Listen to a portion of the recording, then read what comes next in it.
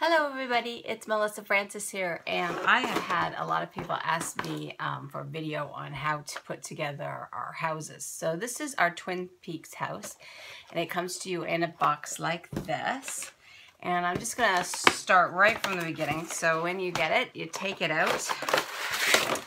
Now generally when I put this house together, I tend to prefer to use zip dry because it's a little bit faster, and realize that I guess I love it so much that I am completely out of it. This is the little horse that comes with it. You can see it, it's really cute. It's just a little resin horse. And then there's also 2 bottle brush trees that you can use. A lot of people don't realize that you could actually dye these, so that's pretty cool. But we're not going to really talk about that, but I may address that in another video on another day. It's more just the assembly that we've had a lot of people ask because with our new website, unfortunately, the old link is not working, and we are trying to feverishly get that going. So what you want to do is find the base for the house. You'll also find another piece that looks like the base. You'll see the windows. You can put those aside for now. The red vellum, which is for the window. Your little fence parts you can see right here. You don't need that. So just so that you can see, that's a little vellum window. For this one, you should have 2 large windows and 2 small windows right here. We don't need that right away. You don't need the fence part at all, or the roof construction at this point in time. That's also part of the roof construction. And then this is also the fence. Fence right here. Roof. The main piece of the house. And then there's all these. And this is what I get a lot of people wondering, what is all of this? So I'm just going to show you what this is all about. And again, I personally prefer to use zip dry when I do this. So you'll see that there's one side where it's more scored like that, and the other side where it's flat. You're going to fold in. And you're just going to add a little bit of glue. I prefer liquid glue. You can even use a glue gun, which works really well, which I probably should have done on this application. And then you're just going to bring that in. Now these pieces, basically what they do is they reinforce the sides. So it just helps with the construction later on. So I'm just going to add a lot of glue here.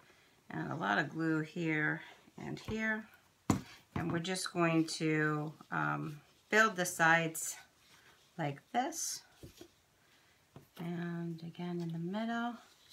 And you will see that this is just reinforcing the edges of your house so that it stays together better.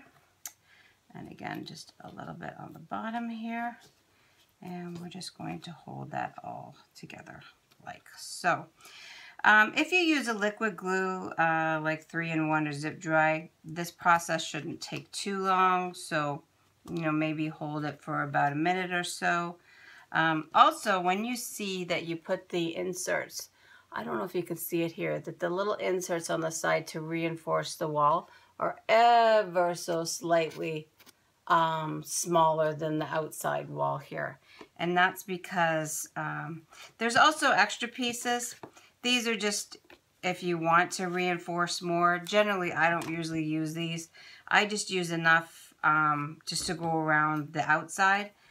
Then this piece right here, that other rectangle piece, that actually sits perfectly on the inside of the house like this. So I just take it out. Now again, this is for TV here. I'm moving pretty quick, so my house is going to be a little rickety here. But you'll just go around, and you want to use a generous amount of glue. See right there, it's not really attached, but you'll wait until it's perfectly attached. And there we go. And then that should just slide right on top. So really, the big question so far that most people have is, what are these tiny little pieces? And again, they are to basically reinforce the base. So once this is dry, then you just turn it over and you can see now you have a really thick, really sturdy base. And that is what that is for. So I'm just going to put the base aside and I'm just going to talk about the main piece. Again, this is our Twin Peaks house, which item number is WB036. I am just putting the book together, I am putting the house together as if we were going to paint it or decorate it afterwards. If you were going to apply paper to this, I strongly suggest that you do it at this point in time. So what you would want to do is the scored side is the outside. You'll see the scored side right here, and that's more of the flat side you see.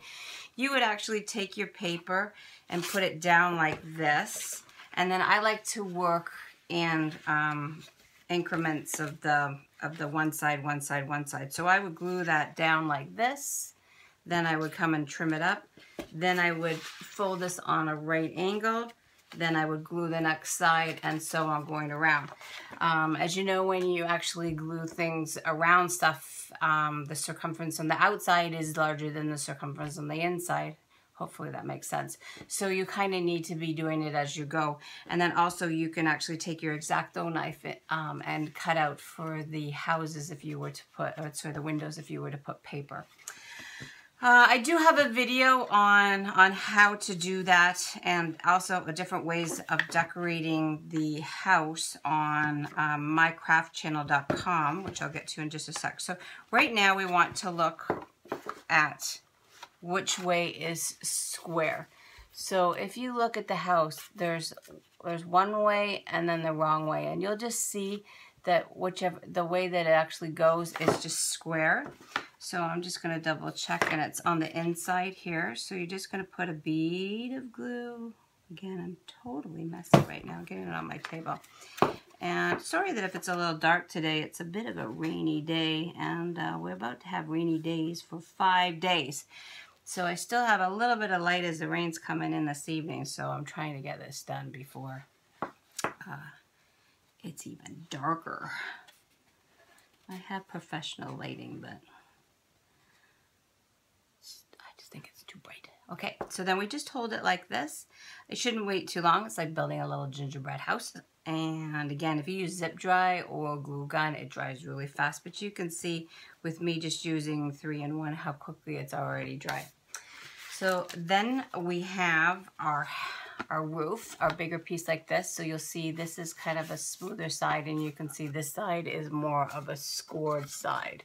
So you fold in, and you're going towards the peaks like this. So I tend to, at this point in time, not really glue it down. I like to kind of bring it in and get a feel for how it's going to fit on the sides. You can see on either side like this how it's going to go. And then once I get a feeling for it, then I actually take the roof off. I apply the glue to the peaks like this. I generally don't bother with the edges down here, not at this point in time. That's up to you, depending on what you're doing with it or how much you are adding the weight and stuff like that. You can get a feel for it. You can always come in and add more glue afterwards. So there we go. So back to that video that I was telling you about. This is a wonderful website called My Craft Channel. So just how it sounds, MyCraftChannel channel. And there is a, I have a 3-part series that I did on that website. And it's, if you go to shows, go to Melissa Francis and go to, I think it's the Village, the House Village, something like that. And you can see the cute little villages and how different ways to decorate them. So now you can see we have the roof on, and you can see how quickly it dries. I love 3-in-1. Zip dry is my favorite, but 3-in-1 works pretty well. Then we're going to get the, I guess these are called dormers, and you can also see the smooth side and the scored side. So the scored side is generally on the outside, and you can see the peaks right here. And all you're going to do, this is where actually, and I just did it myself, a lot of people get it wrong. They think they do it like they take the peaks and they go like this, which is not bad. It actually kind of looks okay, and there's nothing wrong with that. It's just a bit of a different look. But actually, it's more meant to go like this, and you can see it's a little bit more even that way. So you can do it like this way. It just is just a little bit of a different look. But the design was meant to go this way. Excuse me. And then when I do this, I like to, I don't like to put a lot of extra glue on the roof, because depending on what you're going to do with the project, I like to just put it on the peaks like this. And you can go down like this. And if you want to reinforce, you can. So again, this side's going in like that. And I find that there's enough glue generally just on the peak right here of the house to hold the dormer in place. So like that. And then we make sure we get this in the right position. So here's another way of seeing it here. And you just hold it until it's dry, which generally doesn't take too long. And then once it's done, you're set to start decorating. And there's so many different ways you can decorate these cute little houses. Also, there is the a cute little chimney that goes with it. And again, you do the smooth side, you fold the scores going like this.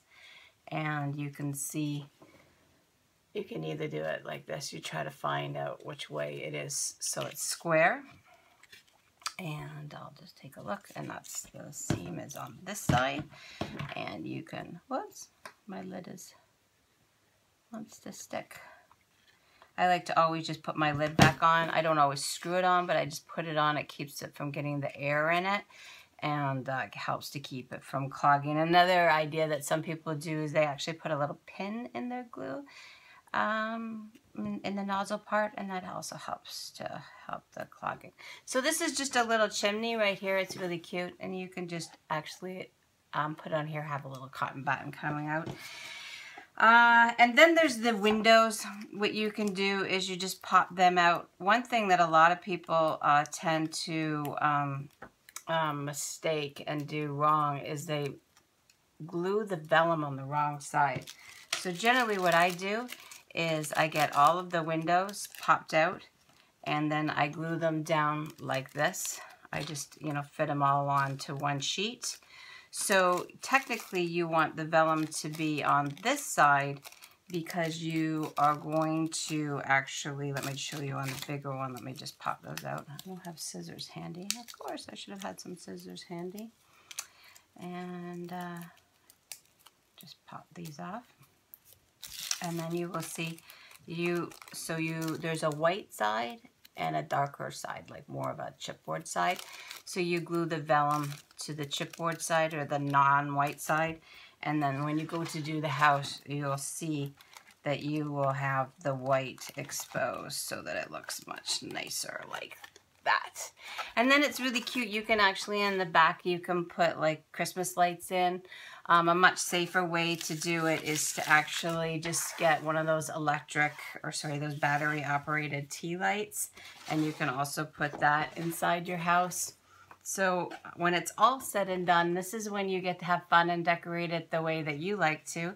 There's also a fence, which is smooth on one side and corrugated on the other. And you'll see that it does have, if you just kind of fold it a little bit, it has a bit of a score to it as well. And you could put these in the corners of your house like that.